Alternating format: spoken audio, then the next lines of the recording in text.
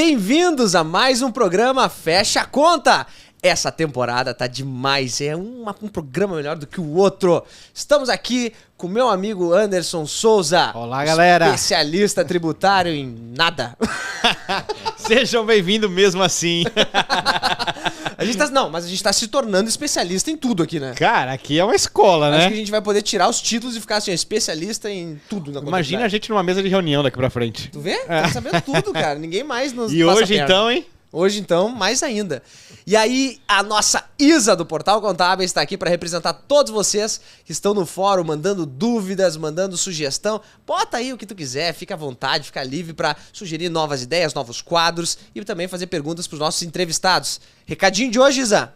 Pessoal, olha, temos muitas pessoas interessantes. Continuem pedindo, tragam entrevistados, perguntas, vídeos, áudios. É só mandar no fechaconta@contábeis.com.br, que aí você pode surgir aqui no nosso TV, falar com o pessoal e sua pergunta será respondida. Eu quero saber se tem sorteio hoje. Temos sorteio hoje. Se não Você tiver, gosta de- a gente já eu gosto sempre de cancela. pedir um sorteiozinho já no começo, porque é pra esquentar o negócio, entendeu? Olha, foi o único convidado que você não pediu nada até agora, né? Porque hoje você tá com medo, Eu né? vou pedir no final. Hoje você tá com Pra medo, Pra né? não ser processado, né? Que é um presentão. Antes de apresentar o convidado Aqui pra um você. passo em falso já era. Já era, Hoje, é o hoje é de maior alto presente. nosso convidado é de alto risco aqui, minha gente. Logo eu digo. Sorteio, vamos ter ou não vamos? Vamos ter sorteio, gente. Gostou dessa blusinha bonitinha do Fecha Conta, da nossa caneca? E vamos ter também, ó. Faz aí, ó. Olha aqui, ó, que bonito. Ó, como eles, até eles que estão bonitinho, bonitos, né? gente. Ó. Eles vão ficar lindos também. E temos mais presentes de uma pessoa muito famosa aqui da mesa. Anderson, Bora. conta pra gente. Vamos então sortear brindes do Café Tributário Prêmio, vai ter livro Contabilidade 20x20 e ainda vai ter acesso aí do CTP, o Café Tributário Prêmio, aí licença pra vocês, usufruir dos conteúdos lá. Nossa, gente, é bom E eu demais. tô aguardando aqui o que vai sair daqui, que até agora não saiu nada. Gente, vai sair brinde Nada. do contador revoltado. Em seguida, é só Nada. eu ficar rico. Daí eu consigo dar brinde. Depois que ele ficou rico, ele consegue dar brinde. Assim a gente vai indo. É um passo de cada vez. O sorteio vai acontecer no final do mês. A gente fica de olho depois que sair esse vídeo, tá? É só se inscrever no site que vai aparecer na tela pra vocês e acompanhar nossas páginas. E além disso, queria agradecer o time de patrocinadores que fecha essa conta com a gente, porque não é fácil trazer essa equipe de peso pra vocês. E quem fechou a conta hoje foi a Questor, que traz soluções em softwares para empresas de todos os tamanhos. E agora, Lucas, conta um pouquinho dessa pessoa que Peraí, vai dar um eu só não trabalho. entendi uma coisa, de peso. Não, pessoa de peso. olha, De peso. Ela falou de X. Não sei, talvez você, né? Nós tava tomando whey ali embaixo, né? Mas eu tudo tô. bem, né? Cadê o peso? Na temporada eles levantaram peso aqui, gente. Foi uma Ele ficou com loucura. vergonha, ele não trouxe nessa Ah, temporada. entendi. Gente, estamos em primeiro lugar. O assunto que nós vamos falar hoje, polêmico. Sempre polêmico, sempre será polêmico. O assunto é sobre trabalhista. Meu Deus do céu. Onde isso dá guerra e tudo que lá. Alô, pessoal do DP que tá nos assistindo, que tá aí fazendo folha de pagamento, fazendo rescisão, fazendo acompanhamento do ponto. Todos vocês prestem muita atenção no papo de hoje, que a gente trouxe um super especialista e aquele cara que bate o martelo de fato. As decisões, entendeu? Eu quero saber se aquele monte de piadinha que rola nos seus Não vídeos vai rolar ter hoje. piadas hoje, gente. Vai Porque ter. nós temos um juiz do trabalho do Rio de Janeiro, doutor Otávio Calveia tá aqui conosco, juiz, mestre e doutor na PUC de São Paulo. Aliás, eu queria até já começar, doutor, a sua apresentação entendendo por que esse preconceito de ser do Rio e fazer faculdade em São Paulo. O que aconteceu? Pois é, e eu sofri preconceito, porque quando eu fiz o meu mestrado aqui, a minha tese foi direito ao lazer. E aí um carioca falando direito ao lazer em São Paulo, quase que eu fiquei reprovado. Direito Deu a ir muito à certo. praia. Direito a ir à praia. Eu brinco com os contadores do Rio de Janeiro que eles têm uma vida muito melhor. Porque eles podem sair do escritório e dar um mergulho, né? Mas não tem nem praia que onde eu moro. Não sei o Bateu quê. um estresse, Eu nem vejo mergulha. mar, eles ficam loucos. Doutor, é um prazer recebê-lo aqui. Acho que a gente vai ter uma troca super saudável aí sobre os perrengues que a gente vive, a legislação, decisões. Nós temos bastante coisa para discutir. Não sei se vai caber em uma hora, mas vamos tentar, né? Vamos lá, perrengue é o meu dia a dia, né? Vambora, É a minha seja realidade. bem-vindo. Vamos lá. Eu vou começar, então, a questionar o doutor. Quando a gente fala de área trabalhista, a gente tem uma complexidade por trás dela e o contador se incomoda, doutor, que já não tem ideia. A gente acha que às vezes só os advogados trabalhistas se incomodam, mas contador tá lá fazendo toda a parte operacional do dia a dia, fazendo a legislação acontecer, né? Ali por trás. Tivemos muitas aí nos últimos tempos, pega o curto prazo, a reforma trabalhista que veio, né, que já mudou bastante coisa, adaptações. Tivemos a pandemia, né, que trouxe alguns contratos, suspensão, redução, trabalho, e isso mudou completamente a vida. Mudou também a questão de home office, teve uma mudança da forma do trabalho acontecer, né? Coisas que já estavam engavetadas há muito tempo, que a gente teve que acelerar, porque, né, o mundo precisa ter esse respaldo, né, da legislação, porque senão fica um mundo sem lei, né? Já diz isso. Doutor, na parte trabalhista, queria começar assim, sua experiência, por que o senhor escolheu a área trabalhista, né? E assim, o senhor já viu uma evolução acontecendo nesse tempo da sua experiência, assim, da legislação? Então, ó, eu tô na área trabalhista há 28 anos, quase 4 como servidor da Justiça do Trabalho, antes de formar, né? Pouco tempo, né? Pouquinho, né? Aí assim que eu me formei, em 97, 96, fiz concurso para juiz, passei rapidamente, graças a Deus. Desde 97 eu sou magistrado, né? Passei com 25 anos na época. Então, assim, eu posso falar que eu sou testemunha dessas alterações todas da Justiça do Trabalho. Porque quando eu entrei, era ainda fichinha no papel para acompanhar o processo, né? Aquela coisa de olhar ali e anotar à mão o caminhar do processo, né? E hoje a gente está fazendo tudo virtualmente, as audiências telepresenciais, processo eletrônico, né? Então eu vi tudo acontecer.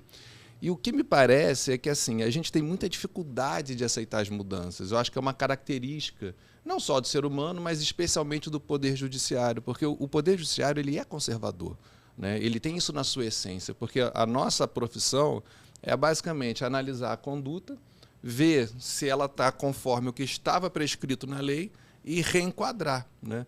Então é difícil da gente pensar para frente, pensar para as mudanças. E é isso que está acontecendo agora, essa dificuldade que você falou, né? A gente teve que aceitar muitas coisas novas num período muito rápido por conta da pandemia e isso gera um desajuste. Tanto que todas essas discussões da pandemia, de flexibilização de jornada, de suspensão de contrato, tudo foi muito desgastante, né? Tudo muito polarizado, muito embate e acaba que a discussão às vezes se resume em algo assim. Quem quer que fique como sempre foi é o protetor bonzinho, né? Porque está preocupado com o trabalhador, com as garantias. E quem pensa em novas coisas, novas possibilidades, acaba sendo um sujeito assim que, sei lá, é visto como alguém que aceita precarização, ou destruição do direito ao trabalho, retrocesso. Então a gente fica nessa polaridade aí que é muito desgastante, né? Perfeito. Pegando o gancho disso que o senhor falou, a questão da ideologia no direito, né? Porque a gente tem eu vou pegar só em dores aqui hoje, tá, doutor? Só vai se acostumando, nós vamos pegar nas feridas. Acho que é o que sobra pra ele todo dia, né? Porque tem, né, assim, uma visão no mercado de que tem uma ideologia no subjetivismo na parte de direito, né, nas decisões trabalhistas. Não pode ir para tal região porque lá decidem dessa forma, para outra porque decidem da outra. A legislação muda e a legislação cabe interpretação. Qual é o limite da interpretação da lei, doutor? Olha só, olha que pergunta maravilhosa. Tá fazendo uma tese de doutorado com isso aí, hein? Doutor, ele tá evoluindo tanto a cada episódio. Eu acho que ele tá treinando em casa, bonito, né? Só me respeita que eu sou estudante de direito, cara. Não, Então, ele Segredo fez pra umas vocês. perguntas tão absurdas nos outros episódios. Ele tá melhorando, você tá ficando bom. Se empolgou. tá ferrado comigo, doutor. Orgulho. Não, mas ó, essa pergunta é a pergunta do momento na área jurídica como um todo, né? Na trabalhista isso aparece ainda muito mais evidente por conta desse corte que a gente de fato tem, que é muita gente da nossa área ter sim uma ideologia. Não dá para esconder isso, né? O direito do trabalho, ele nasce de luta, ele nasce de conquista dos trabalhadores, de reivindicação, luta de classes. Então, é um direito que, na origem, ele já vem impregnado de ideologia, né? Foram ideologias que fizeram esse movimento todo. E o estudo do direito tradicional, né, na área trabalhista, ele traz ele traz essas ideias, essa filosofia e acaba impregnando, né, a forma como a gente estuda o direito do trabalho, como a gente vê o direito do trabalho. O grande X da questão é a gente superar essa origem, né, de luta de classes. A gente já pode ver o trabalho hoje de uma forma um pouco diferente, a meu ver, porque assim, a pandemia deixou muito claro o que a gente já sabia. Não existe trabalho sem empresa, né? Não existe bom trabalho sem boa empresa. Uma das grandes dificuldades que a gente está vivendo agora, nas negociações coletivas para reajuste salarial, etc., é que as empresas estão tão vulneráveis, elas sofreram tanto com a pandemia que elas não têm muito o que dar. E se Sim. não tem muito que dar, não tem muito que negociar. Então o trabalhador se enfraquece junto com a empresa. Então está bem evidente, e espero que essa lição a gente consiga, né, tirar, que existe sim conflito, sempre vai haver, mas não existe necessariamente antagonismo, né? E aí entra o problema da interpretação, né, da legislação e da tentativa de mudanças que vem acontecendo, né? A reforma trabalhista foi um grande exemplo disso, né? Em 2017, a gente tem mais de 100 artigos modificados e com coisas impactantes, coisas que mexeram com a cultura da nossa área.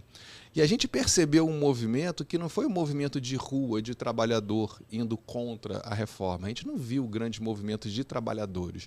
A gente viu foi uma reação de segmentos do Poder Judiciário. Perfeito. Juízes, Perfeito. procuradores do trabalho, advogados trabalhistas, principalmente advogados que representam empregados, se insurgindo contra as mudanças. Então é muito interessante, porque acaba sendo um movimento encastelado, né? Um movimento mais de elite, né? Porque acaba que a gente nós não somos os trabalhadores que estão ali sofrendo a legislação, nós somos os aplicadores disso tudo.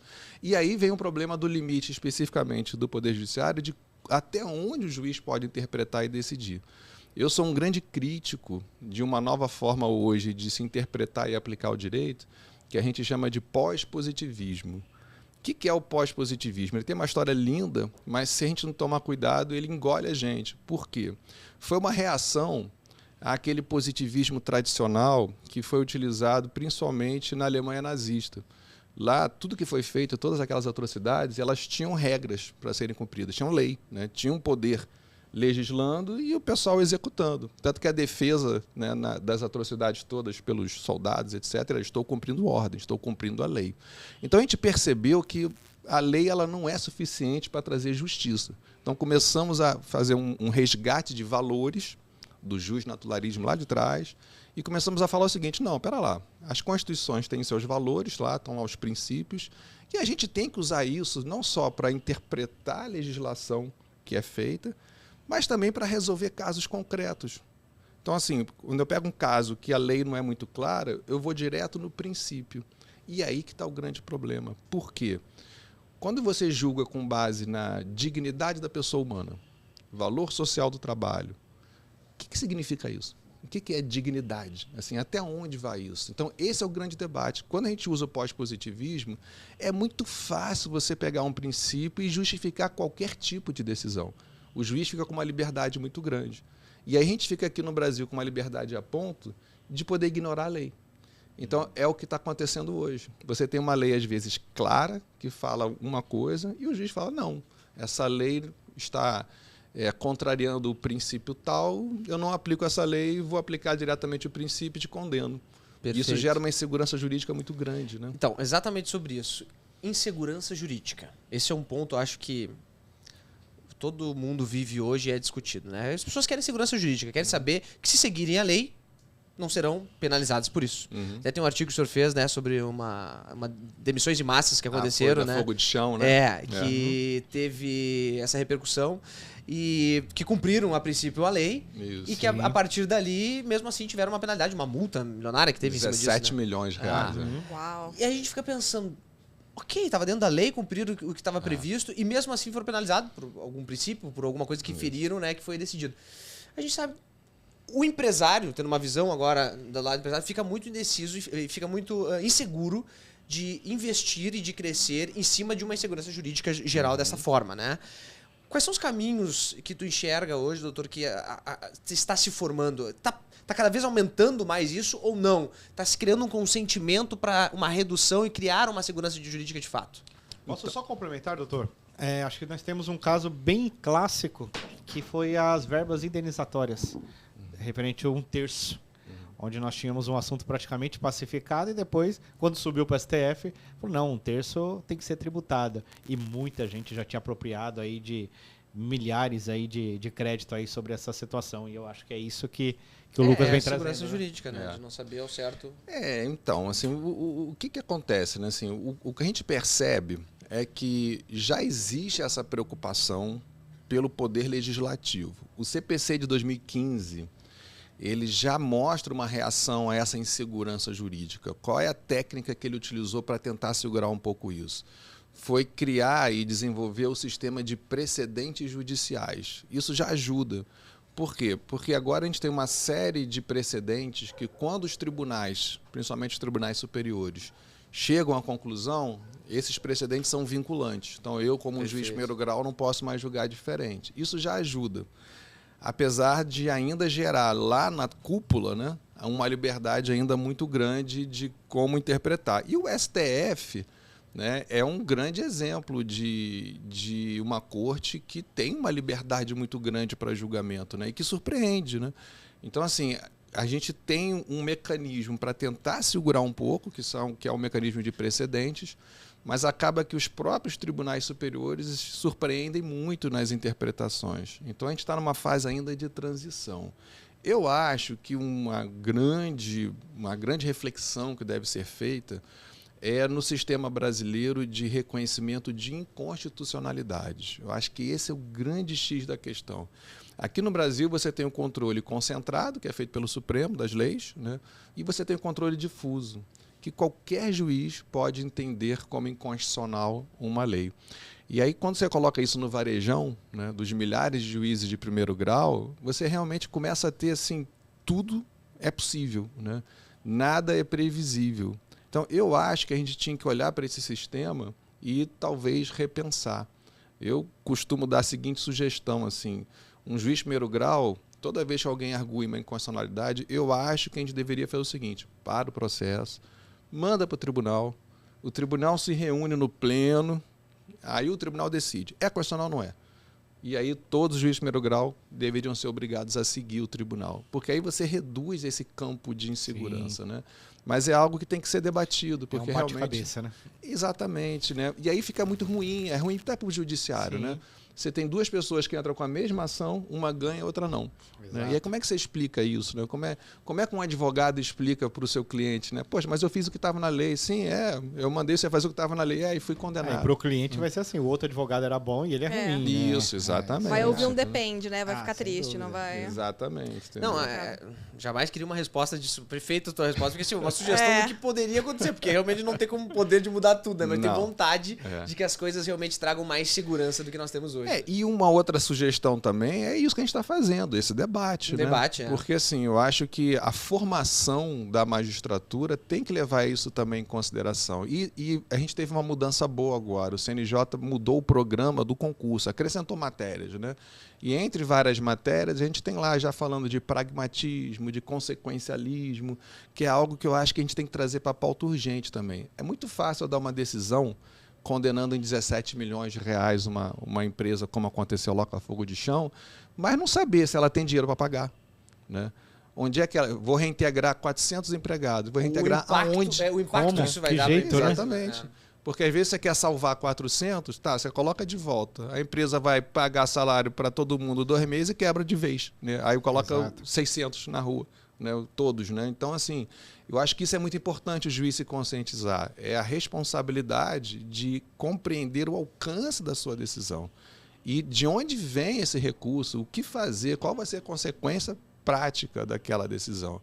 E isso a gente já tem na área administrativa, por lei. Está na lei de introdução de normas do direito brasileiro. Na área trabalhista não tem isso ainda. Isso seria também ótimo. O consequencialismo jurídico para a área trabalhista. Sim. Você quer me condenar?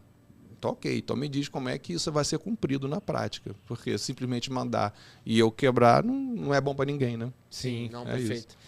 Temos uma pergunta, né, do fórum que tem a ver com esse assunto. Chegou um vídeo, gente. Maravilha. Continua mandando. A Brenda mandou um vídeo pra gente. Vamos ver. Doutora, ajuda ela, por favor. A corajosa. Olá, o meu nome é Brenda e a minha dúvida é: um dos temas mais polêmicos discutidos na Justiça do Trabalho foi a vacinação e o retorno ao trabalho presencial. Existem muitos processos nesse sentido? O que foi definido afinal? Que top, hein? Jogou essa, top hein? Pergunta. Melhor do que o Anderson 1000 vezes. Eu inclusive, te convido a vir participar comigo aqui, que vai fazer perguntas muito mais inteligentes. Obrigado. Anderson, você é muito bem-vindo. Ai, Lucas. Só porque você se esforçou hoje.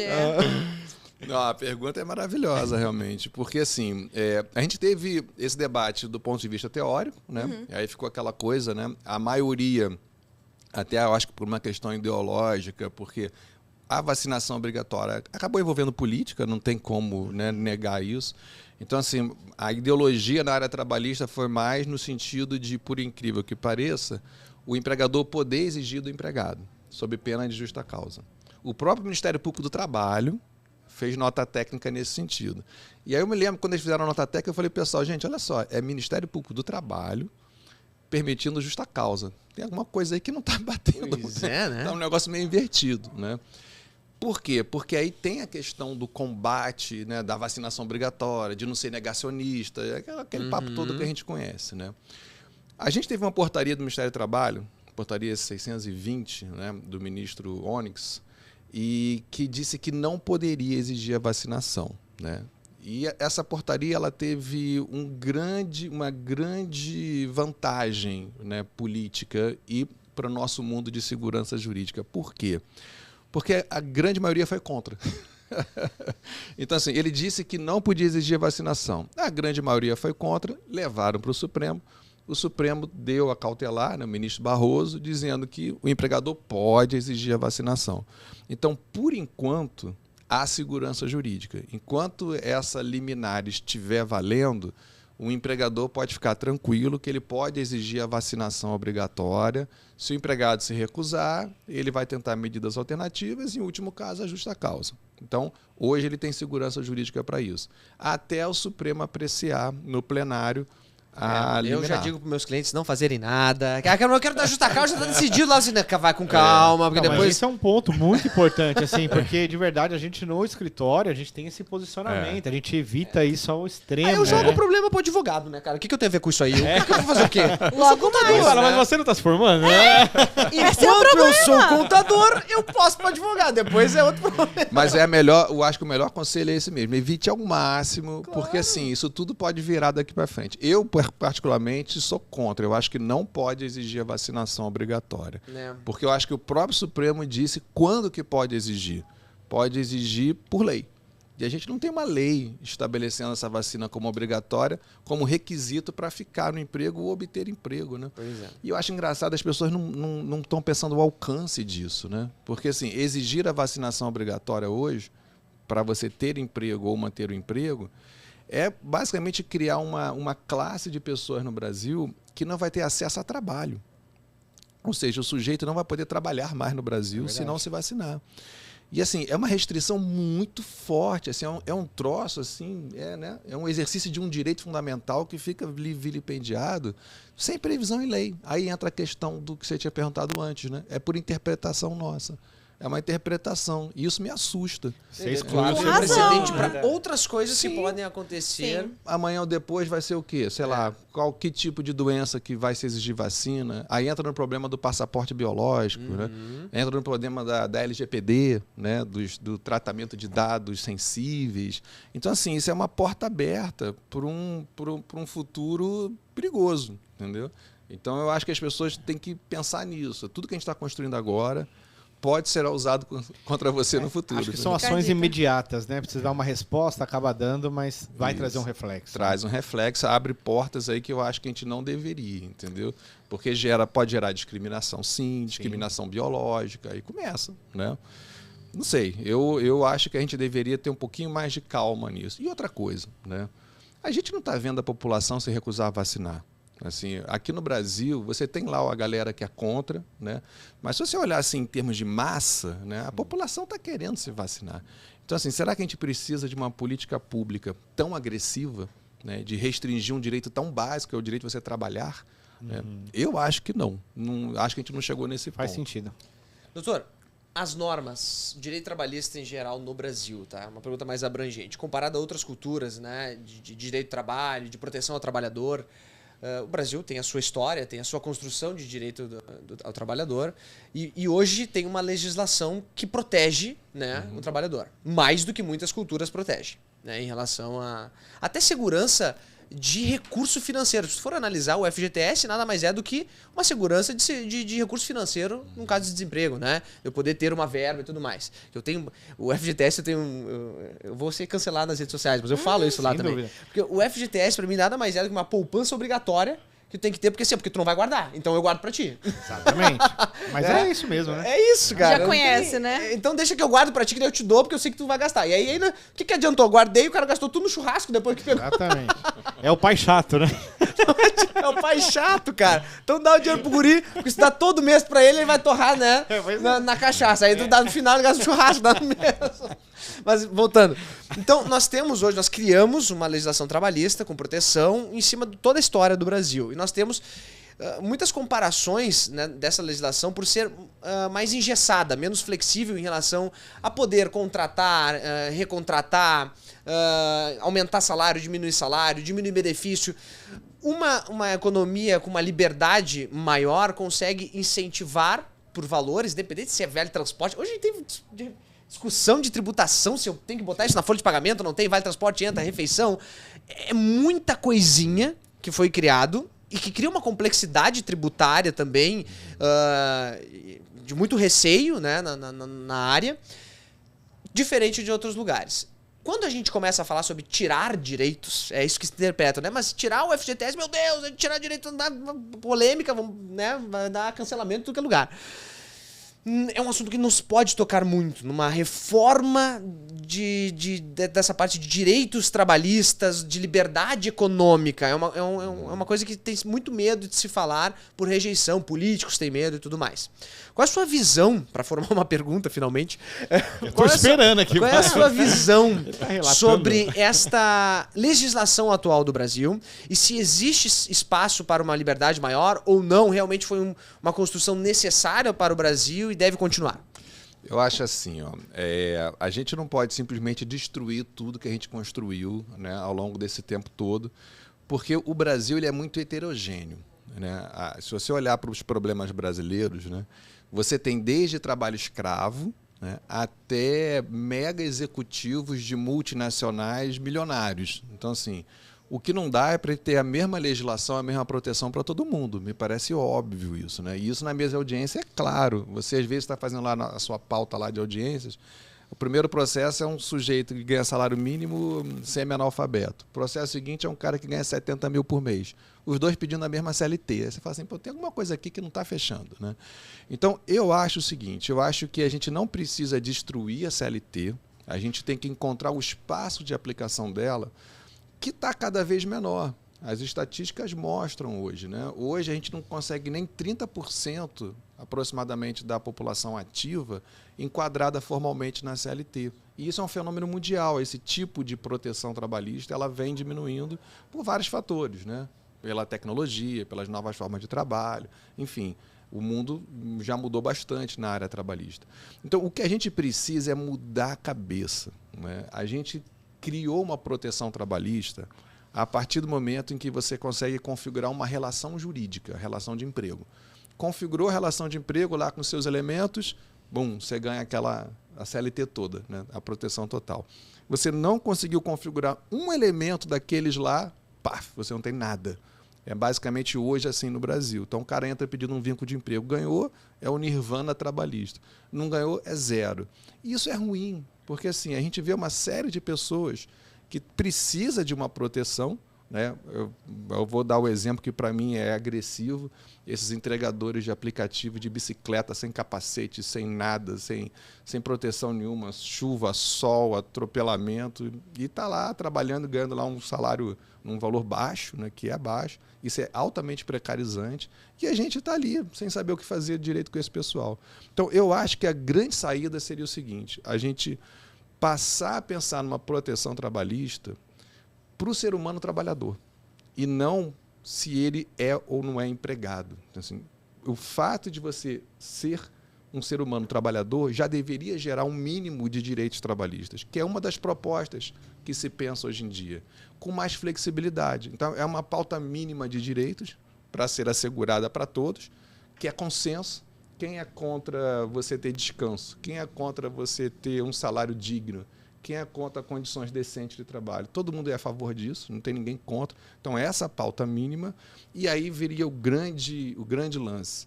Tirar um pouco a ideia de intervenção estatal. A nossa formação na área trabalhista, veio lá de Getúlio Vargas, ela é muito pesada na intervenção estatal, né? Até hoje o pessoal olha para um juiz de trabalho e fala, para resolver o problema trabalhista, vai na Justiça do Trabalho, o juiz é que decide, o juiz é que faz o acordo, o juiz... Essa intervenção, eu não acho ela boa nessa medida, né? Eu acho que o papel do Estado tem que ser um papel de garantidor da atividade privada, né? Então, o que a gente precisa, a meu ver, que é uma das propostas que está na mesa hoje, é você fortalecer o próprio ator social via sindicatos, ou seja, fazer um renascimento do movimento sindical nesse sentido, eles terem realmente força, poderem negociar, poderem fazer a autorregulamentação das condições de trabalho.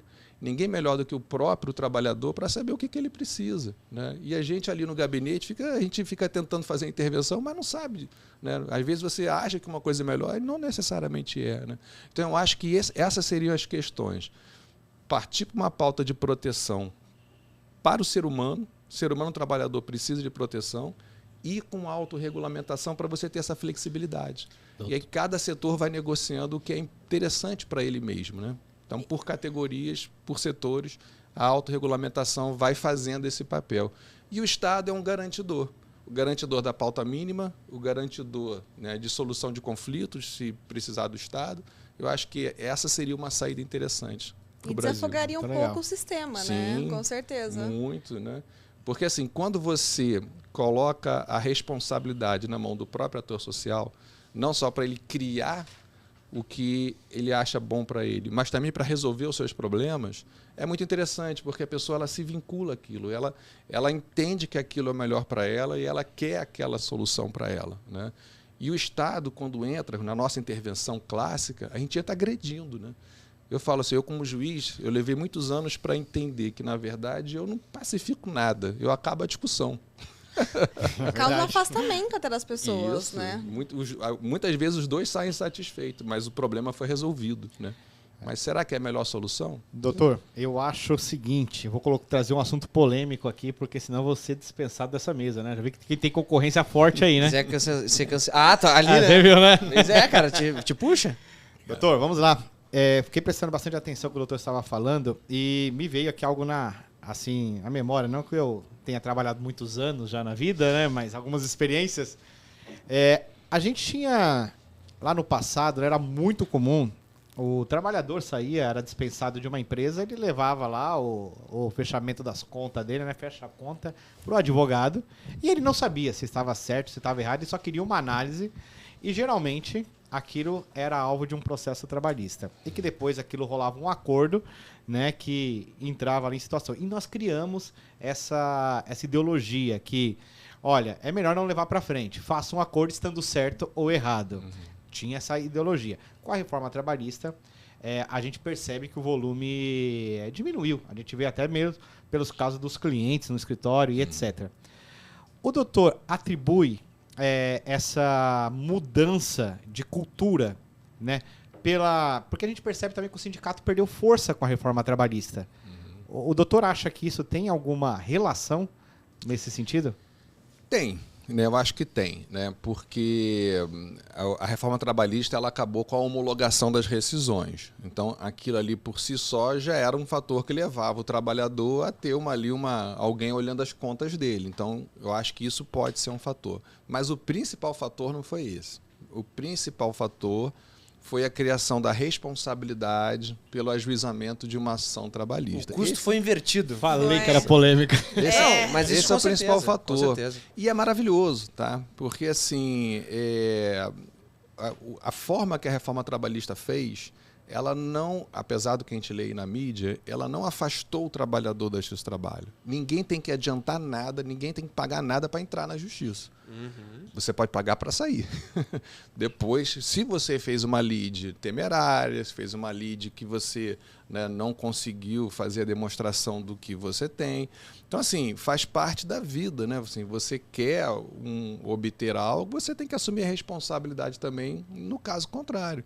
Então, isso foi muito bom, realmente, essa coisa da responsabilidade. Mudou, assim, da noite para o dia. Não só a quantidade de ações, o número de ações caiu na época, coisa de 30%, mas a qualidade das ações. As ações trabalhistas, vocês sabem, né? São 20, 30 pedidos acumulados, né? Sim. E agora deu uma enxugada. Antigamente é o processinho pronto, né? Era o que tu tava falando antes. Chegava aqui, olha aqui, eu tenho um processinho pra ti. O que tu fazia? O quê? Ah, isso aí? Não, isso aí é salubridade, direto, botava ali, ó. Foi onde ele... Mandava pro doutor O avaliar. doutor comentou, né, que o grande movimento não foi do próprio trabalhador, né? Isso, É. exatamente. Então, assim, isso realmente foi um ponto crucial da reforma. Que sofreu um baque agora com a decisão do Supremo, né, que mudou ali um pouquinho a questão de quem tem gratuidade, né, porque a reforma ela tinha feito o seguinte: se você entra com uma ação, pediu 100, ganhou 50, você ia pagar a sucumbência em cima do que você perdeu e você poderia usar o que você ganhou no processo para pagar a sucumbência para o advogado da outra parte, mesmo que você fosse beneficiário de gratuidade de justiça. Então, isso dava assim, muito impacto, né? Porque 90% tem gratuidade, né? Ou pedia gratuidade. Mas mesmo com a decisão do Supremo, a reforma conseguiu essa melhoria de qualidade dos processos. Tu quer ver eu criar uma polêmica agora com peixe grande? A sucumbência. Tá? A sucumbência, qual foi o intuito da criação da sucumbência? É uma coisa meio aleatória paralela, tá, doutor? Porque tu falou de sucumbência agora. Não seria ressarcir a outra parte por ter entrado com uma ação que não, ou seja, não era justa para aquela parte? Não seria um ressarcimento daquele custo da ação? Sim, sem dúvida. Por isso que é muito importante, né? Porque assim, você quando entra com uma ação, você necessariamente gera um custo para a outra parte, né? Vai ter que contratar advogado, Perfeito. tem que se deslocar, tem que ir e tal. E assim, é um mínimo de responsabilidade, né? Se você não ganhar, a outra parte tem que ter ali uma contrapartida para também não ter, né? Porque até a reforma, o empregador normalmente, né? Ele mesmo ganhando, ele perdia, né? Porque ele Exato. teve que contratar advogado, não sei o Eu que. acho esse que o melhor honorário advocatício que existe, sucumbência. Porque, cara, é maravilhoso. Eu queria ter isso na contabilidade. Você ganha e Meu, ganha. cara, eu ganhei. O Eu ganhei. 13º tá difícil. Já viu o negócio, cara? Tu já viu? Não. Escutem o que eu tô falando pra vocês. Vocês choram a 13ª mensalidade do contador, que nada mais é do que um esforço, um reforço pro contador poder fazer as 300 declarações que ele tem extra no final do ano. Agora, pra pagar a sucumbência pro advogado, vocês querem pagar tranquilo, né? Não, claro, ganhou, Vai tá indo, tudo vai certo, indo. vai indo. Então, tudo bem. Outra coisa, será que eu não posso cobrar sucumbência quando eu me formar de contabilidade também? Vamos fazer isso, cara. Vai lá. Eu vou te falar, isso aí os magistrados também têm essa síndrome, chama o princípio da inveja, né? Agora sim. Exatamente. Deu o nome, Confesso que é esse princípio mesmo. Mas É aproveitando vontade aqui, de ser rico. vontade de ser rico. É. Vou voltando. Eu tenho 2 pontos que eu preciso falar nesse videocast aqui. Primeiro deles, acordo trabalhista. Tá? O acordo trabalhista, ele sempre foi uma porta para a sacanagem no Brasil. É isso que eu vou chamar ele, tá? E aí agora veio a reforma trabalhista e dizer, não, nós vamos fazer um acordo fantástico agora. Agora nós vamos resolver esse problema. Nós vamos fazer um acordo onde tu vai receber lá 80% do fundo e vai ter direito... não vai ter direito ao seguro-desemprego e vai ter direito... Tem mais umas regras que eu não me lembro. Eu sou contador, não me lembro das regras. Mas é isso aí. Pessoal de DP... Como eu digo, as pessoas me perguntam da rescisão. Eu digo assim, gente, eu não faço DP. Todo contador, doutor, tu chega no aniversário de família, eles batem no ombro e perguntam assim, cara, eu só fui demitido ontem, podia calcular minha rescisão? Sem dúvida. Só Aí eu digo troca assim, o cara, assunto na eu época de não- imposto de renda. Eu não faço DP, cara, entendeu? Então, enfim, fizeram um novo acordo trabalhista. Mas o acordo trabalhista original, o oficial, irregular, que sempre existia, que era o quê? O empregado disse, cara, quero ir embora. Me demite. Eu preciso do meu fundo, quero meu seguro-desemprego.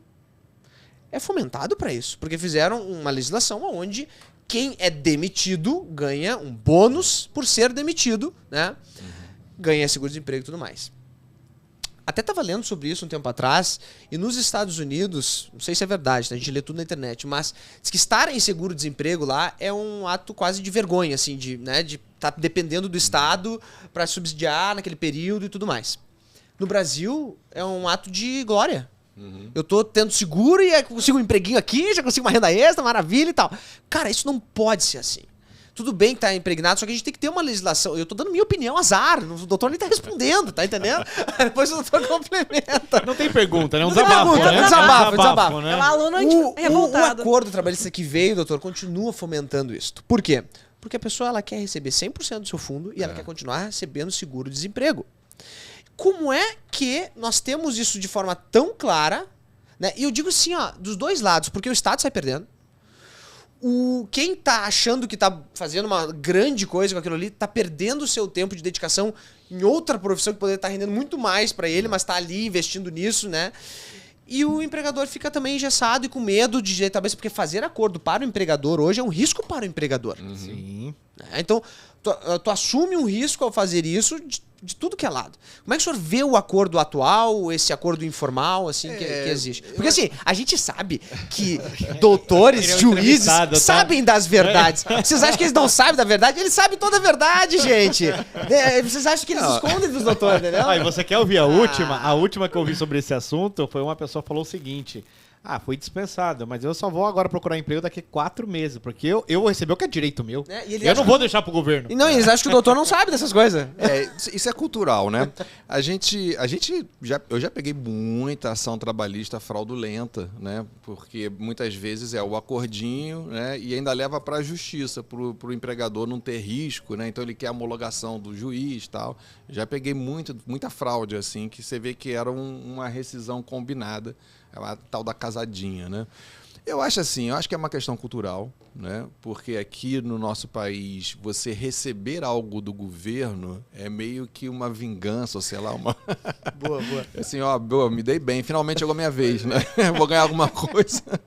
Então, acho que tem isso de cultural. A gente percebe que o seguro-desemprego, como ele é construído, ele acaba gerando essa discrepância, né? Porque a pessoa até gosta de estar desempregada por aquele período, né? Tanto que a legislação já evoluiu e hoje você tem que provar que está buscando emprego durante o período de seguro-desemprego, que antes era pior ainda. Então agora já melhorou alguma coisa. Tu acha que melhorou? Eu ouço colegas dizendo assim, não, antigamente que era bom, porque pegava e tu tinha que sair lá do sindicato, lá e Ministério do Trabalho, sei lá onde é que foi a decisão, e tu tinha que comprovar que tu tava... procurando emprego na hora, se tu não te comprovasse, eles já te ligavam pro emprego e diziam, tu tem que ir lá, te candidatar, a vaga tal, tá te esperando. Não sei como é que tá hoje isso. Hoje eles oferecem uma vaga, né? Oferece ali na hora, se o cara quer, não quer, né? Então ele tem um limite também pra ele negar. Entendi. Pelo menos os últimos que eu acompanhei foi assim, né? Mas eu acho que o problema por trás qual é o conceito de proteção para quem está sem trabalho? Né? Porque assim... Perfeito, exatamente. Porque para mim, por exemplo, o melhor não seria você dar um seguro-desemprego, sacar um FGTS, pagar uns 40% e vai, né? Eu acho que a gente poderia pensar assim, requalificação profissional, um conceito de empregabilidade, de ocupabilidade, né? A pessoa que está saindo de um trabalho, a gente já se preocupar com as condições para ele conseguir um novo trabalho, né? Porque garantia de emprego é isso, né? É você ter condições de estar no mercado de trabalho. E aqui no Brasil a gente tem um gap enorme. A gente tem, por exemplo, na área de tecnologia, todo mundo reclama que não tem profissional. A gente tem uma carência de profissionais da área de tecnologia e a gente tem desemprego de 14 milhões de pessoas. Então, assim, é muita coisa por trás, né? São muitas camadas da cebola aí para a gente melhorar as coisas, né? Mas também... Eu te botei num ponto difícil, doutor, eu sei. É triste. Complicado. Ô, doutor, nessas milhares de ações aí que o doutor já presenciou, qual foi aquela petição mais engraçada que o doutor pegou e falou assim, essa não tem jeito? Bom, pode falar mesmo? Conta pra nós. Não precisa dizer o número, Sérgio. Igual testemunha agora, posso falar? Pode. Sempre tem uma, né? Eu peguei uma vez que o sujeito era relação doméstica e o advogado inventou um pedido interessante. Era o adicional amor. Oi? Essa é nova. Olha a cara do pessoal. O que é isso? Não, é porque depois do expediente, ela fazia a prática do amor com o patrão. Aí ela veio pedindo um adicional amor para esse serviço pós-expediente. Cara, a gente tinha que filmar a cara por de todo escrito. mundo. Tá filmando, tá filmando. A cara de todo mundo. Que pedido maravilhoso. Aí o senhor aprovou de pronto. De pronto, fiz despacho, acordo. Isso acordo é ótimo. Melhor coisa. Mas tinha prova garantida, doutor? Ai, Bom, Anderson. Como é que foram as provas desse adicional? Eu acho que o acordo foi basicamente uma confissão, né? Resolve logo. Jesus. Boa, é verdade. E teve uma engraçada também que o sujeito pediu vínculo de emprego na função de caísta. Eu falei, caísta, o que é isso? Aí eu fui ver, a reclamada era uma igreja, né? Não vou falar qual, óbvio. Mas o sujeito alegava o seguinte, que ele foi contratado para ficar na plateia, e na hora do exorcismo chamarem, ele se apresentava e aí ele subia no palco lá e caía no chão estribuchando. Ele era um ator caísta de cair. Caísta de cair. Que era algo do esporte. Caiaque, alguma não sei. coisa assim, eu Também. achei. Coisa maravilhosa. Aí esse eu mandei pro Ministério Público, né? Falei, olha, né, se isso for verdade, né? Tá, sei lá o que é isso, né? Tá meio esquisito, né? O Ministério Público para investigar. E depois eu não sei como é que o processo terminou, mas o sujeito alegou isso. Se era verdade ou não, até hoje eu não sei. Que situação, Um hein? dos assuntos mais sérios daqui tá sendo mais engraçado. Eu tava com medo desse assunto, mas tá sendo fantástico de tanto que eu tô rindo. Vamos pra mais um tema político. Político não, é polêmico. Político também, né? Porque isso aqui tudo envolve política. Terceirização. O senhor falou antes, né, que a questão do... acho que a discussão que tem muito hoje é empregado ou não é? Né? É o que bate aí, né? Tudo até. Mas será que é empregado? E um fica lutando. Não, não é. Porque não tem gestão direta, porque não tem, né? Enfim, tu consegue. A dúvida é: nós tivemos uma mudança na reforma, né, que trouxe a possibilidade de terceirizar a atividade de fim, né? E que aí o pessoal achou assim: ó, pejotização tá liberada agora. Teve uma visão inicial disso. E aí uma os empresa, tribunais. tá tudo certo. Uma empresa, né? Aí tem aquela questão dos 18 meses, né? Após demissão, para poder contratar. Tem algumas as regras que dão essa proteção para não acontecer uma pejotização direta. Mas a discussão que eu quero trazer aqui é até que ponto nós estamos maduros para, de fato, trazer a terceirização como terceirização de fato. É como uma pessoa ter a liberdade de gerar, através do seu serviço, uma produção que dê a renda que ele queira. Que ele possa trabalhar para vários CNPJs, para um CNPJ, enfim. Que é algo muito já solidificado em outras culturas, que as pessoas vivem pela produção. E tem gente que não quer ser vinculado apenas à CLT. É desejo das pessoas. A CLT muitas vezes é limitante.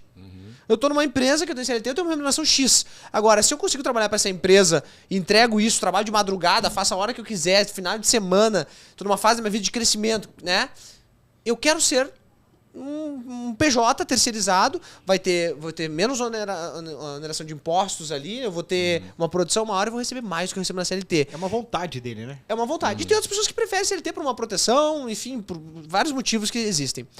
O senhor acha que tem hoje esta visão já madura para a sociedade de receber a terceirização? Ainda é muito polêmico? Como é que está se comportando isso pós-reforma? É polêmico ainda. Assim, o que a gente vê é o seguinte, ó, quando a gente fala em terceirização, aquela terceirização pura, é aquela ideia de uma empresa contratar outra empresa e essa prestadora de serviço é que vai contratar os trabalhadores. Isso já está bem maduro já. Isso a gente já está vivendo isso há mais de 30 anos, agora tinha a súmula, agora tem a lei, isso já é mais seguro. Agora, essa contratação direta de PJ, eu contratar um trabalhador como PJ, que é a pejotização, ela ainda é muito perigosa, né? O que a gente percebe é um movimento interessante que é o seguinte: pessoas com um nível maior de educação, profissionais liberais, que têm uma renda alta, eles já querem a PJ, né? Isso fica muito evidente já nos processos trabalhistas.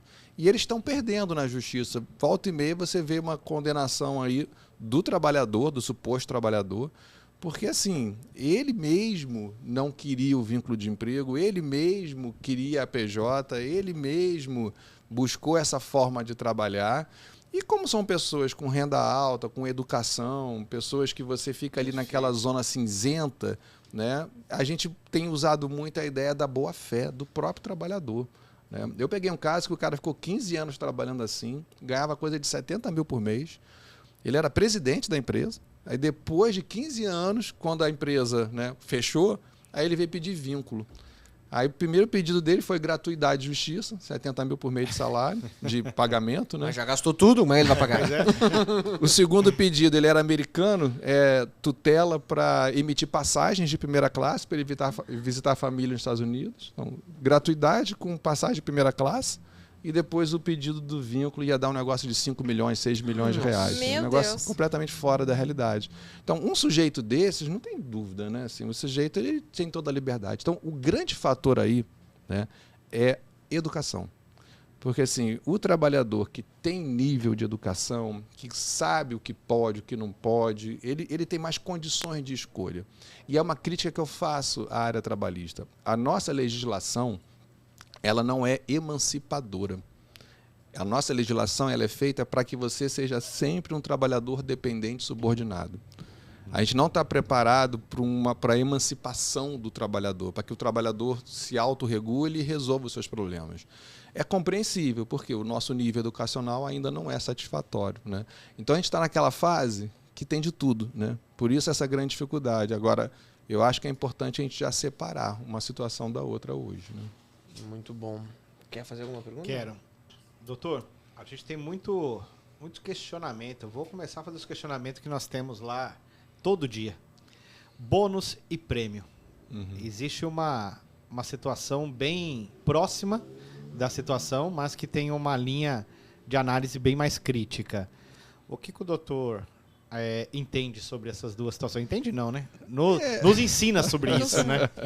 A CLT, com a reforma trabalhista, ela fala especificamente hoje sobre os prêmios, né?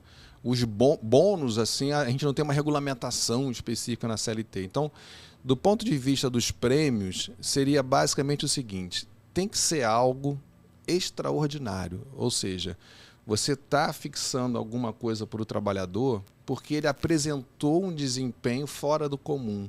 Então, o que é importante aí? É você ter uma métrica de desempenho ordinário para você poder fazer a demonstração de que aquele desempenho foi extraordinário. E aí, bom senso, né? Se todo mês o cara ganha prêmio, todo mês ele é extraordinário? Pode até ser, mas não é muito comum. Então, eu acho que a grande preocupação aí é você fazer algo que você tenha realmente uma vinculação comprovada a um desempenho extraordinário para que não tenha risco de Então, aquele condenação. assunto que a galera acha que, não, eu posso colocar como prêmio porque a reforma ela trouxe essa possibilidade, mesmo que seja recorrente, prêmio pode. Não é bem assim. Não né? é bem assim. Porque assim, assim?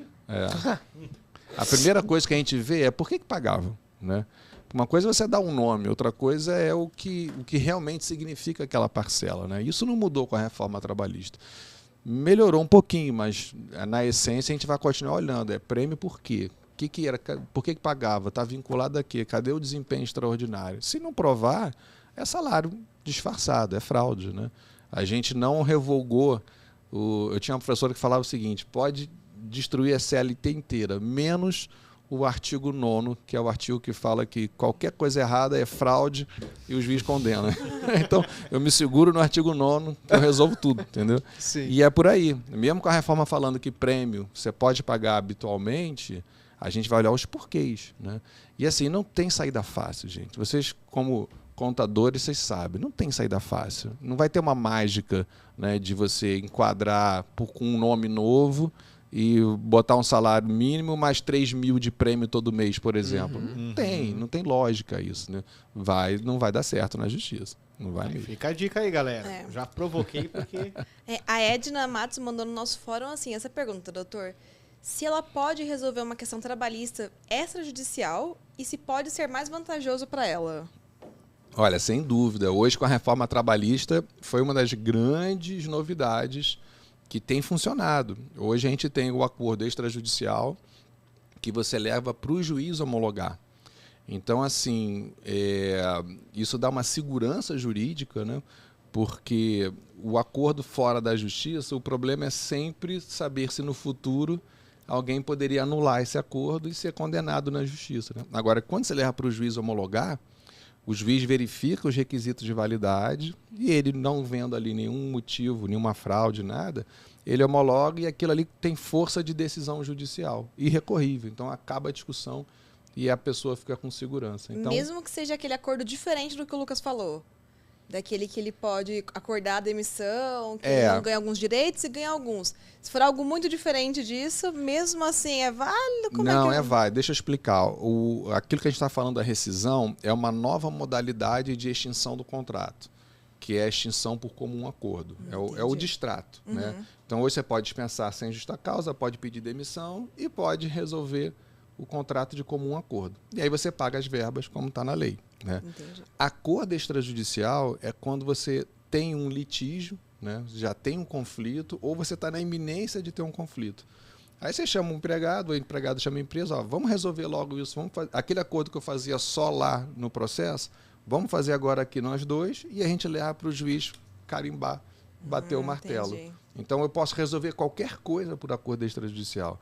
Hora extra, dano moral, assédio, tudo eu posso resolver por acordo extrajudicial e levo para o juiz homologar. Tá super respondido então, Edna.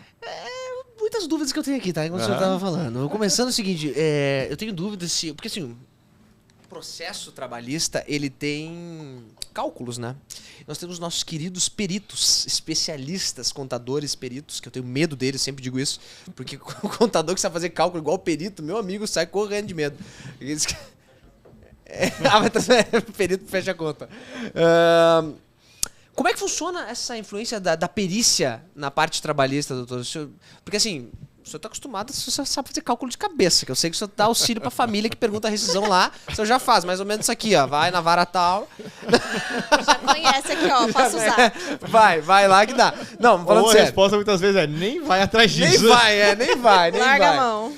Mas tem muitas vezes que vocês... Como é que é? Sempre tem uma perícia já prévia?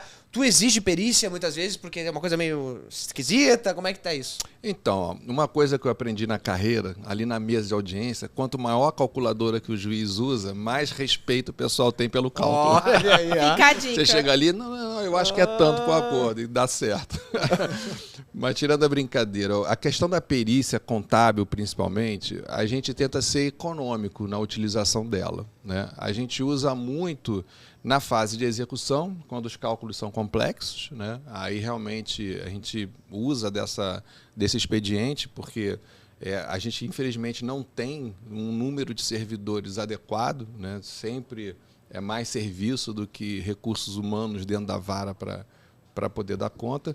E na fase de conhecimento a gente procura usar excepcionalmente. Por quê? Porque encarece o processo, né? O perito ele vai ter os honorários dele, então gera um custo no processo e às vezes também gera uma delonga. E assim, quando a gente realmente precisa de uma investigação específica, sei lá, coisas assim tipo... a empresa não paga as comissões de forma correta, aí você tem que fazer uma devassa em todo o faturamento da empresa, aí ok, a gente nomeia um perito para ir lá fazer essa devassa, né? Mas digamos que na grande maioria dos casos não há essa necessidade, a gente consegue fazer a gente mesmo ali a solução, né? Agora, o cálculo é muito importante hoje para entrar com o processo, né? Pois acaba tendo esse trabalho já pra fazer, né, entrar com o processo. Até porque depois o cálculo vai ser validado pela outra parte, né, porque vai ter essa discussão. E aí acredito que só se tiver se pegando, como a gente lá no sul a gente fala, se pegando no pau, a gente fala, quando os caras estão se agarrando, entendeu? Batendo no outro. Mas não, só porque eu vou ter que fazer uma perícia aqui, né, porque se vocês não estão chegando a um acordo e tá tão diferente, né, chama um especialista neutro aqui, né, que possa ajudar nisso. O senhor falou agora sobre demora no processo. Sempre era curiosidade na justiça, né? Esse é o que bate, né? Na justiça é sempre essa questão da demora. Como é que tá isso agora com os processos eletrônicos? Melhorou? Até vocês, né, para avaliar processos, isso deu trouxe uma agilidade para a área, principalmente a parte trabalhista, porque o pessoal não pode esperar mais 10 anos também para as coisas, né? Então perde o sentido. E ajudou a tirar um pouco desse trabalho maçante que tinha antigamente? Agilizou de alguma forma? Agilizou. Assim, na verdade, o processo eletrônico, ele tirou o que a gente chamava de tempo morto do processo. O que é o tempo morto? Antigamente você entrava com uma petição lá embaixo no protocolo, aí alguém tinha que ir lá uma vez por dia pegar a petição, levar lá para a vara.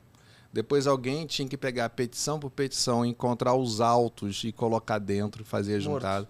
Depois passava para um outro para analisar, para poder despachar, até chegar no juiz, né? Então era o tempo morto do processo. Aí o juiz despachava e falava em times. Aí ia para uma pilha, nessa pilha tinha uma ordem, né, para intimar. Então um processo com um despacho perdia ali um tempo enorme. O processo eletrônico ele acaba com esse tempo morto. O problema é que agora a gente não tem tempo de responder a tudo imediatamente, né?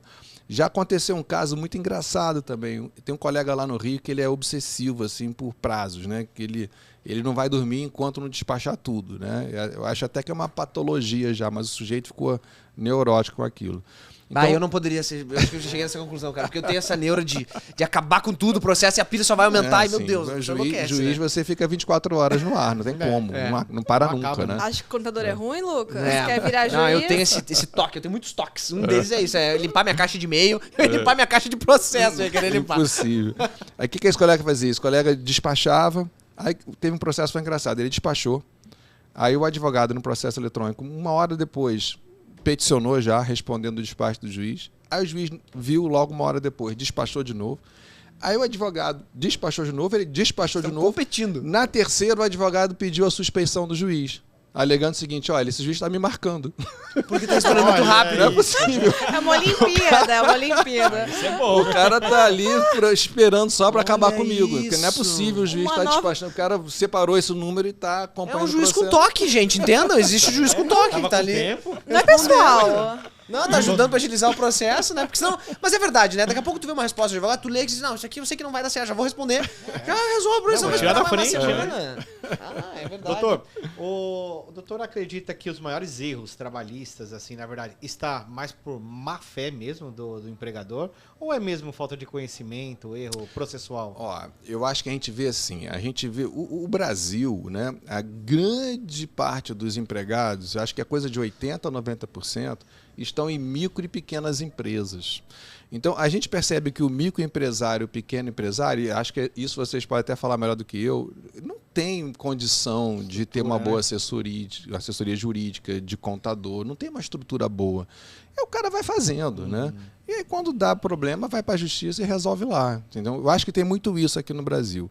O outro aspecto também que eu acho que fomenta isso é uma legislação difícil de cumprir, né? A gente trabalha com isso, a gente sabe, né? É difícil estar atualizado, né? É difícil você saber tudo, né? Cada norma. A gente teve agora aí o marco infralegal trabalhista do Ministério do Trabalho consolidando mais de 1000 normas, né? Exato. Imagina um empregador para acompanhar isso tudo, é muito complicado. Simplificar, né? É. Agora, tem também aquele que usa o sistema, né? A gente percebe também, é o cara que já não cumpre, já sabe de que cada 10, 2, 3 vão para a justiça, então ele já ganha ali. Dos 2, 3 que vão, ele faz um acordo, paga menos, parcelado sem juros. Então, você vê que tem um cara também que usa o sistema. Mas esse está ficando assim, mais raro. Eu acho que ultimamente isso tem sido mais difícil de acontecer. Organizou mais isso, Eu acho né? que está mais organizado. Legal, Tá, isso é bom. tá mais isso é bom. célere, então, hoje o processo em relação a antigamente. Não, sem dúvida. Assim, eu acho que em termos de celeridade do processo, a gente melhorou muito. A pandemia deu um retrocesso, né? Eu, por exemplo, na minha vara, as audiências eram marcadas de 60 a 90 dias, no máximo. Assim. Então, em 100 dias, no máximo, capital, Rio de Janeiro, você tinha uma sentença feita no seu processo. Lógico, se não tivesse nada de anormal. Com a pandemia, eu fiquei 4, 5 meses sem conseguir fazer audiência, o negócio enrolou. Então, a pandemia atrapalhou bastante. Mas o processo de trabalho, ele é conhecido por isso, né? Por ser célere. É a justiça mais rápida do Brasil. Conversando até com alguns advogados, né, trabalhistas, eles falam que essa diminuição também das ações está muito relacionado à insegurança do próprio trabalhador. Eles falam que o cara ele não sabe se ele tem direito ou não. E o advogado vai orientar, olha, se a gente entrar e perder, você tem outra parte a ser paga. Então, mesmo quando ele sente que ele tem o direito, que ele foi penalizado, Isso mas é a ele parte tem ruim, medo. né? Isso é a Ele parte tem ruim. medo de entrar. É. Então, eu ouço bastante isso. Essa é a parte ruim, Essa é a parte ruim realmente. dessa mudança, né? Mas eu acho que assim, é a fase de transição, é a parte cultural da coisa, né? Porque antigamente não tinha risco nenhum. É. Agora eu tenho algum risco, Exato. então eu fico ali receoso. A educação melhoraria isso, né? Exatamente. Eu acho que aí é Mas um a gente papel... tem que acreditar no processo da justiça que se de fato tu entrar e tem direito, vai ter o teu Sim, direito segurado, Mas né? o advogado hoje ele tem que pensar duas coisas. Tem ou não tem direito, né? Que você tem ali mais ou menos uma previsibilidade. E se tiver direito, eu vou conseguir provar. Né? Isso. Também tem que pensar nisso. Que não adianta cair um raio ali, entendeu? Vai bater e voltar. É. Não tem como, entendeu? Uma curiosidade. As empresas têm um preconceito de serem marcadas. Uma tag na empresa. Ele estava falando sobre o acordo no começo. Pois eu vejo que alguns empresários pensam o seguinte, ó, eu não vou fazer acordo nunca, nem amarrado, porque se eu faço acordo eu estou admitindo algo que eu não sou culpado. Existe esse negócio, essa tag? Não, a empresa só faz acordo, ela é culpada. Ou ela perde tantos processos, então tá vindo mais um desse aqui, é porque ela tá fazendo sacanagem mesmo. Como é que é essa visão, assim? Cara, eu ouço isso todo dia no meu trabalho. É? Recuperação de crime. Não, se eu fizer, vai acionar uma luz Vai vermelha assinar. lá na Receita Federal. O doutor Otávio tá ligado no farol aqui, ó, entendeu? Nada, Como é que é esse farol? nada. Conta pra nós, onde é que tá o segredo? Se fizer acordo, a empresa passa a ser, assim, muito bem vista na justiça. É o contrário. O contrário, É é. o contrário. Ouçam isso, não. porque- Tá ajudando ele. Vamos patrocinar esse vídeo, porque... Não. Porque tem uma visão, até os advogados e os juízes fomentam, né, um acordo amigável. Sim, É sempre, sim, né? É uma sempre. primeira etapa, Boa fé, digamos né? assim, né? É Mostra o que- boa fé. é a melhor solução, né? Todo mundo ali sai reconciliado, né? Enfim, sem litígio. Mas, doutora, agora assim, uma questão pessoal, tá? Tô ali, né? Justiça do trabalho, aquela coisa. Eu já fiz alguns, como estudante de direito, tive que ir lá fazer pros professores, né? Que eu sei que tu manda pros teus alunos fazer também, né? Aí eu tinha que ir lá assistir audiências e ver. E aí eu vejo, às vezes, o juiz ali tava assim, tá com as partes e tal, e pergunta: vamos fazer acordo? Não, vamos fazer acordo. Aí, tipo assim, a causa é de 30 mil reais. Aí o cara fala assim: olha, o acordo que eu tenho aqui é 1.000. Fechado? Fechado por 1.000? Você fechado por 1.000? Eu falei, mas caramba, tu tinha direito a nada, Em né, 10 cara? de 100. Não passa isso na cabeça, não. Assim, cara, pediu 20, levou 1.000 e tá satisfeitíssimo. Que coisa é essa? O cara só queria 1.000 pro churrasco no final de semana. É um leilão ao contrário o negócio, E isso a gente vê muito, né? E o contrário também. Às vezes, assim, né? A defesa não é meu empregado, não conheço, nunca trabalhou pra mim. Aí você pergunta, tem proposta de acordo? Tem quanto? 20 mil. Você vai dar 20 mil pro cara que você não conhece? Nunca nem vi, Também é incoerente, né? Não é nada meu, mas vou dar 20. só pra ficar feliz. Aí também acende uma luzinha lá, né? Mas assim,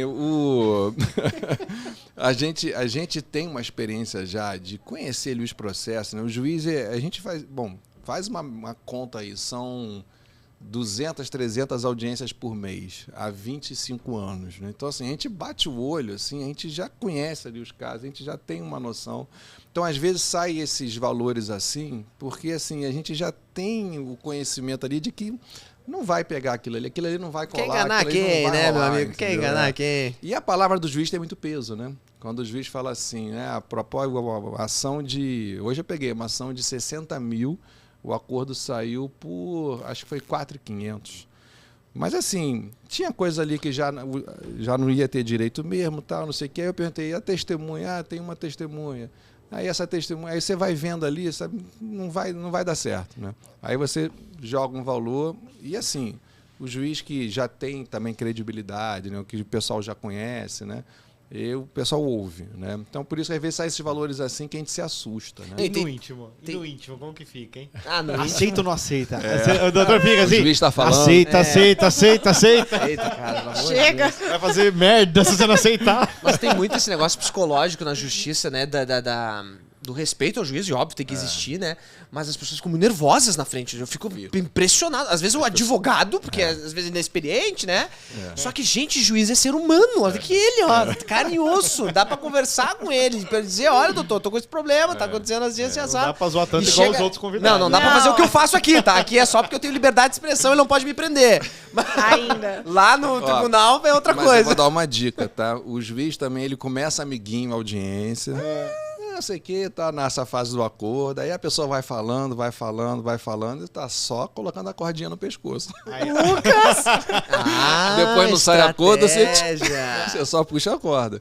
Quantas vezes, assim, até, né, assim, porque as pessoas às vezes vão se abrindo, né? E aí quando começa, assim, aquele negócio, principalmente a reclamada, quando vai o sócio mesmo, o próprio sócio, ou então relação doméstica, a pessoa está envolvida emocionalmente, aí começa, né, eu ajudei muito esse menino, eu paguei tudo para ele, eu paguei 13º, eu só não assinei a carteira. Rola uma confissão. Aí Pronta. você, então vamos fazer o acordo, né? Porque assim, já Reclamando o quê? Eu só não assinei. Você é quase um psicólogo, doutor. Aí Cara, você já descobre a as verdade, pessoas me perguntam, entendeu? cara, cada coisa no Instagram. Sigam lá, Contador Revoltado. Não me mandem essas perguntas, mas me sigam. propaganda. Esse dia me mandaram, semana passada, o cara me perguntou assim, ó. Cara, meu empregador disse que eu não tenho, meu chefe, né? Disse que eu não tenho direito a 13º porque eu trabalhei de junho em diante. E aí eu tô saindo de férias agora. Quem sai de férias não tem direito a 13º. Eu assim, tá certo isso? Ele me perguntou. Eu falei, cara, Tava na reforma trabalhista, você não viu, não? tá louco, ele te falou isso aí. Eu falei, que loucura, né? Procura outro contador aí pra te responder. Olha cada cara empregador que fala umas coisas assim, ó. E o que eu fico preocupado é que deve passar essas coisas. Claro, a desinformação deve passar, muito o cara não alta. quer se incomodar com ele. Ah, tudo bem, então não tem direito a 13º mês, tá tudo certo. A educação que nós citamos, né? Esse cara, por exemplo, talvez é o cara que vai ter medo de entrar pra brigar pelo direito, pelo nível de pergunta que já está fazendo, né? Não, eu fico com pena dessas pessoas, porque de fato são essas pessoas que o lesadas, direito né? precisa proteger. Exatamente. Que é o que o doutor tá batendo aqui em toda a entrevista aqui, né? Tem os fortes e os fracos que precisam ser protegidos. E essas pessoas precisam. Porque um cara desse, um empregador desse aí, tá fazendo uma sacanagem sem tamanho, né? Então isso fica muito claro. Mas enfim, né? Estamos nos aproximando do final, mas antes eu quero fazer a pergunta que nós não falamos ainda, que é a questão do teletrabalho. Teletrabalho que veio na reforma e trouxe mudanças, inclusive, de acidente de trabalho, em casa, sobre cuidados que nós temos que ter. E a tendência, doutor, pelas pesquisas mundiais, é que o teletrabalho veio para ficar. Nem que seja de forma híbrida, né, a partir de agora. Direito brasileiro se adaptou bem a isto? Como é que está o comportamento da justiça em relação a enxergar o teletrabalho hoje? Aumentou na pandemia também? Sim, Qual foi? Não, assim, não há dúvida, né? O teletrabalho é uma tendência atual, né? A nossa regulamentação, ela é muito fraca, ela tem muita brecha ainda. Porque, assim, o que o legislador fez na reforma, parecia até que estava adivinhando, né? Que depois viria uma pandemia, que o teletrabalho ia ser tão necessário. Porque a gente só conseguiu uma regulamentação em 2017, com a reforma. Parecia que estava adivinhando. Parecia que porque estava adivinhando. exatamente. Foi assim, bem... E aí, o que ele fez? A preocupação principal foi questão de horas extras, né? Aí ele colocou um artigo na CLT, que é o artigo 62, item 3, que fala simplesmente o seguinte: o teletrabalhador não tem direito a hora extra, adicional noturno, intervalo, ele está fora da proteção de duração do trabalho, né? É uma escolha do legislador, é uma escolha compreensível, porque na essência do teletrabalho está a ideia de liberdade, né? De você fazer suas coisas no horário que você quer, do jeito que você ter o seu ritmo de trabalho, né? Mesclando com a sua vida pessoal. E, nesse sentido, pode ser muito bom ou muito ruim, né? Sim. Porque você pode usar isso para seu benefício, né? Para montar seu esquema de vida, ou o que acaba acontecendo com muitos, você fica engolido pelo trabalho e não consegue mais separar, né? Vida pessoal de trabalho, né? Então, tem os dois lados aí da moeda, de novo, educação. De novo, você tinha que ter assim, uma educação para isso. E na nossa regulamentação, a gente simplesmente colocou que teletrabalho é aquele que você tem que usar recursos telemáticos de comunicação, né, com o empregador, e você fica preponderantemente fora da empresa, fica fora do estabelecimento, né? Pode ficar em casa, pode ficar onde você quiser, então preponderantemente você está fora. E basicamente o empregador vai te instruir sobre as questões de doença do trabalho, né, postura, ergonomia, tal. Ele tem que te instruir. Aqui não me dão ergonomia nenhuma, doutor. Só quero denunciar isso aí, ó. Eu tô sentado numas almofadinhas aqui, ó. Só quero falar isso aí. Se você quer levar uns presos aí, tem uns pra indicar. Mas ele tem que te instruir e o empregado tem que assinar um termo de responsabilidade que está sabendo de tudo e vai cumprir, né? É basicamente isso que a gente tem. E o resto é tudo para fixar em contrato. Quem é que vai comprar o computador? Quem é que vai comprar a mesa? Como é que vai ser a estrutura? Como é que é estruturado o contrato? Assim, o que a gente costuma falar, né? Não vai dar certo na justiça você mandar o seu empregado comprar tudo do próprio bolso para poder trabalhar em casa. Vai ser condenado na justiça se o empregado buscar. Então, é bom senso, né? Quando eu coloco alguém no teletrabalho, eu reduzo o custo, né? É menos lugar que eu tenho que alugar, é menos energia elétrica e tal. Então, repassa essa redução, ou parte dela, para o trabalhador. Paga uma ajuda de custo. É o melhor. A gente fez exatamente isso aí. É o melhor. Legal Graças a Deus. isso. Fez certo. Fez isso. E daí a gente dá pra subsidiar. Porque, cara, você tem que subsidiar muita coisa. Internet, computador, tudo Energia mais. elétrica, gente. Absurdo, tá? E por aí vai, E essa parte de Carne ergonomia- também, né? Não, carne não dá. Calma, não é churrasco, Lucas. Tá louco Nem pelo gasolina, nem churrasco. carne. Não dá pra botar nem carne nem gasolina. Inclusive, esse horário é adicional noturno aqui. Né? Olha, vou cobrar. Nem carne nem E gasolina. a parte de doenças de trabalho, acidente de trabalho, também é muito preocupante, né? Porque, assim, Se você não cumprir ali, pelo menos a regra que está na CLT, de passar as instruções ostensivamente, explicar ao empregado a importância de uma boa cadeira, de uma boa mesa, tal, não sei o quê, isso depois pode estourar lá na frente também. Então isso é algo também preocupante, porque assim, o simples fato de estar em teletrabalho não impede a configuração de acidente de trabalho e de doenças conexas com o trabalho. Então, é uma preocupação. Por isso que a nossa legislação falha, né? Porque a gente não tem maiores mecanismos. Em outros países já está bem mais E desenvolvido. como você prende o cara em casa, né? Você fala, até ele trabalha, aí ele não tá trabalhando em casa, ele foi pra praia. Tá trabalhando na casa da praia, né? Exatamente. Tá no sítio. Trabalha sentado no sofá, Pois é. deitado na cama vendo televisão com um notebook no colo. E aí as doenças vão aparecer a longo prazo, né? A médio e longo prazo. Então, realmente é uma preocupação cultural de novo, né? Você tem que educar a pessoa para ela ter consciência daquilo, né? Perfeito, tópico que eu precisava ter falado para encerrar esse episódio. Gente, estamos indo para saideira, nosso bloco da saideira, doutor. É um bloco que advogados, juízes e toda a área de direito odeia. Por quê? Porque só pode responder as perguntas sim ou não. E você só sabe responder depende. Ou talvez. Entendeu? Ou talvez. Então vocês odeiam isso. Eu sempre tive outros aqui. Vamos lá. Então vamos lá. É sim ou não, engole ali, ou talvez, entendeu? E Se depois a tiver gente vê. toque, lascou. Vamos lá. Erro de contador pode gerar processo trabalhista? Sim. A empresa consegue reverter um problema trabalhista antes de virar uma ação? Sim. A reforma trabalhista foi positiva? Sim. Sim. A maioria vai dizer não, mas eu digo Eu sim. digo sim. O sim aí disse muita coisa já. Existe causa ganha? Não. Olha, esse negócio de dizer assim, não, aqui é causa ganha. Causa ganha, pode vir comigo. Acabou esse marketing. Não existe causa ganha, escutem o doutor. Ó, causa ganha depende do juiz que está sentado. Hoje é uma realidade que volta aquela coisa da insegurança jurídica. Lá Você vem abre o a depende. porta. Depende, né? Quem está lá sentado, você já sabe que é um caminho ou Causa outro. ganha ela com aquele infelizmente. juiz. Exatamente. Então existe parcialmente, parcialmente. Então depende. Depende. né? A justiça é lenta? Sim. O estagiário decide mais que o juiz? Essa não estava no script, gostou dessa, né? Foi do fundo do coração essa, gente. Parece que é uma verdadeira. Agora ele tá pensando isso que eu... Mas na receita ele responde. O Lucas quer virar estagiário do juiz, gente. Na receita curiosidade, o estagiário Ele responde. tem que responder sim ou não. não decide, ah, não decide não. mais que o juiz, então. Juiz pede ajuda pra colega? Sim. Olha, juiz pede ajuda pra colega. E última, deixa eu ver aqui, cadê? Ah, sim. É mais legal ser juiz do que advogado? Sim. Foi mais delicada essa, porque podia ser pior. Gente, falamos sobre assuntos super polêmicos hoje aqui e é isso aí, é a gente falar sobre o que está acontecendo aí no dia a dia de vocês e tragam esses assuntos aí pro debate que é importante. Nem todos a gente tem solução, mas pelo menos a gente dá boas risadas aqui. Pelo né? menos. Com certeza. A gente diverte. Pelo menos isso.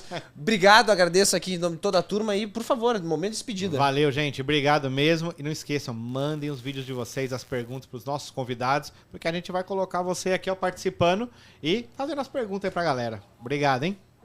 Isa. Anderson falou tudo, gente. É isso aí, continue Quero o mandando. lugar dela. Falou a fala dela. Ah, mas resumiu Ela muito tem bem. adicional noturno. Vou cobrar com o Portal Contábeis. Brincadeiras à parte, gente, obrigada pela participação. Muito obrigado, Otávio. Veio do Rio de Janeiro para estar com a gente hoje. É uma grande honra. Agradecemos a participação e continue mandando vídeos, áudio, o que você quiser. Manda no fechaconta@contábeis.com.br e a gente dá uma olhadinha e coloca aqui. Eles vão responder sua pergunta. Doutor Otávio Calveiro. E esse aqui tem que chamar de doutor. É doutor, Seus gente. Que dor do cotovelo que vocês têm, porque que se forma em direito não é doutor. Esse é doutor. Tá? Eu pensei Doutorado. nisso o episódio Então esse inteiro. É duplo. Inteiro. Esse é duplamente doutor. A gente tem que chamar doutor Otávio. Entendeu? Esse é duplamente. Então, doutor Otávio Calveiro, muito obrigado pela sua presença. agradeço. Foi um papo super, assim, satisfatório. Acho que a gente trouxe muita informação. Eu digo, todo episódio que eu saio especialista em alguma área, cara. Agora eu já demais, posso não, dizer que eu top sou demais. especialista trabalhista. Cara, olha a força de reunião que a gente ganha. Uma força, cara. Né? Top. Por favor. Obrigado, foi ótimo, assim, achei sensacional a forma como vocês levam, né, temas profundos de forma leve, né? E acho que muito didática. Vocês estão de parabéns e fico à disposição aí. Obrigado. Obrigado. Se Obrigada, tiver uns colegas Otávio. legais pra nos indicar, pode indicar que a gente entrevista também, né? Não pode ser aqueles que não falam nada, doutor. E não deixa o estagiário mandar mais não, doutor. Bota a ordem na casa lá, doutor. Tem que decidir. Na próxima eu mando o estagiário pra fazer... Vou cobrar. Manda o estagiário que ele vai dizer tudo certinho. Obrigado, gente. Pode fechar a conta por hoje. Valeu, é só. gente.